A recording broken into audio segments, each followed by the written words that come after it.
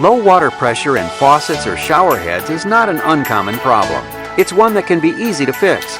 Try these suggestions before you call the pro. Sometimes valves get accidentally bumped or turned. Check the valve connected to the slow faucet to make sure it's fully open. If water is slow in the entire house, it may be the main water valve. Check to see that both of these valves are completely open. Faucets can become clogged due to mineral deposits. To clean them, all you do is carefully unscrew the aerator and use a toothbrush to clean out the debris.